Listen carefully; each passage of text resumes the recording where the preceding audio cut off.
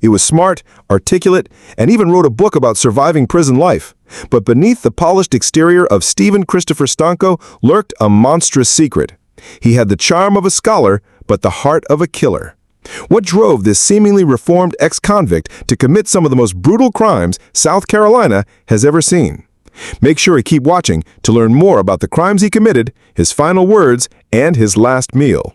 Welcome to Death Row Diaries, the channel where we explore the darkest corners of the justice system, the minds of convicted killers, and the haunting final chapters of their lives. If you're new here, hit that subscribe button, like this video, and share it with someone who's obsessed with true crime stories. Stephen Stanko wasn't your typical career criminal. Born on January 13, 1968, he wasn't known for violent outbursts or erratic behavior, at least not initially. In fact, many described him as highly intelligent, polished, and well-spoken. He wasn't shy about discussing his past, even co-authoring a book titled Living in Prison, a history of the correctional system with an insider's view during his first prison stint. In 1996, Stanko had been convicted of assault and kidnapping. For those crimes, he served roughly 8.5 years of a 10-year sentence. Upon his release in 2004, he appeared to be trying to turn his life around. He moved to Myrtle Beach, rented a room, and disclosed his criminal background up front to his landlady. His parole officer even visited to confirm that she was aware of who she had let into her home. To outsiders, Stanko's reintegration seemed smooth, unremarkable even. He was quiet, respectful, and although he occasionally struggled with paying rent on time, there were no immediate red flags. He would later complain about the challenges of finding stable employment, and his frustration seemed rooted in his criminal history. Still, no one could have imagined the horrors he was quietly planning. Roughly a year after his release, Stanko began frequenting the local library, claiming to be researching for a second book. He cultivated relationships with both staff and patrons, two of whom would become central figures in his story, Laura Ling and Annie Lee Turner. Laura Ling was friendly and compassionate, the type of person who might give someone a second chance. Stanko charmed her, slowly integrating himself into her life. Eventually, she invited him to move in with her and her daughter. What seemed like an act of kindness would end in devastating tragedy. He also befriended Annie Lee Turner, an 74-year-old man who regularly visited the library.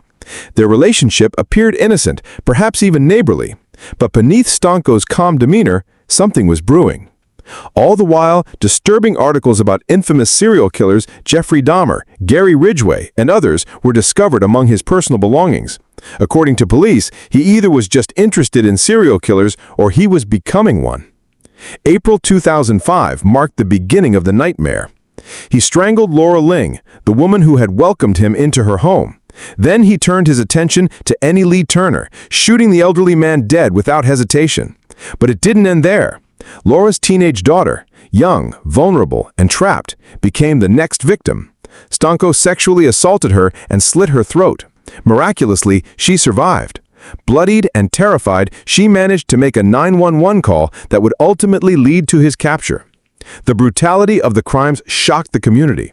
How could someone who seemed so composed, so intellectually curious, commit such acts of horror? The media seized on the story, and law enforcement began a full-scale manhunt. If you're still watching, drop a comment. This story is just getting darker. Following the triple attack, Stephen Stanko vanished.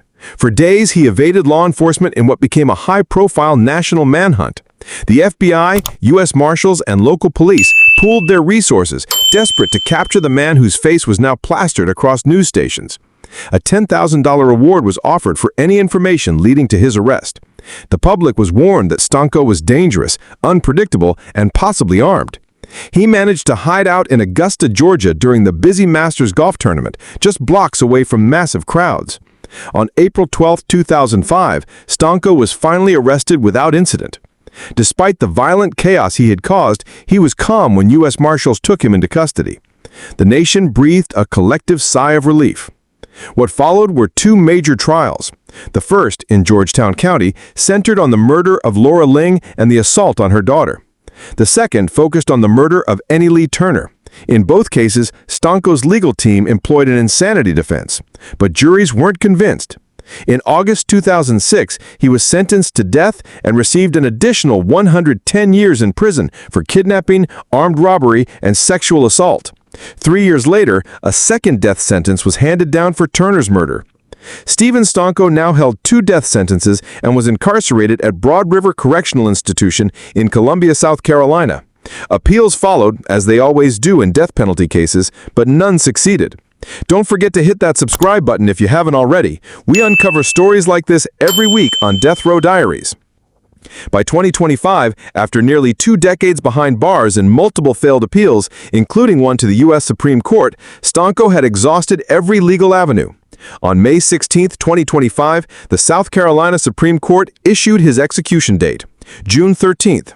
He had until May 30th to choose his method of execution: electric chair, lethal injection, or firing squad. He initially leaned toward the firing squad, but grew hesitant after hearing details about the execution of another inmate, Mikal Mahdi. He then petitioned the state to reveal more information about their lethal protocols, but the Supreme Court denied the request. By May 30th, his decision was final: lethal injection.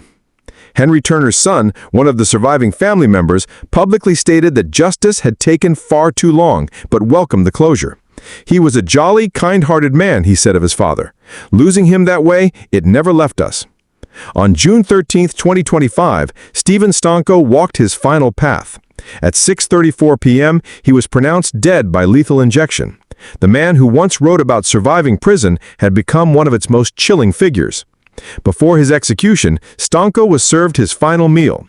It was as elaborate as it was southern: fried fish, fried shrimp, crab cakes, a baked potato, carrots, fried okra, cherry pie, banana pudding, and sweet tea. He made no final public statement, no last-minute appeals, just silence. Stephen Stanko's story is a disturbing reminder that intelligence and charm can mask deeply sinister intentions.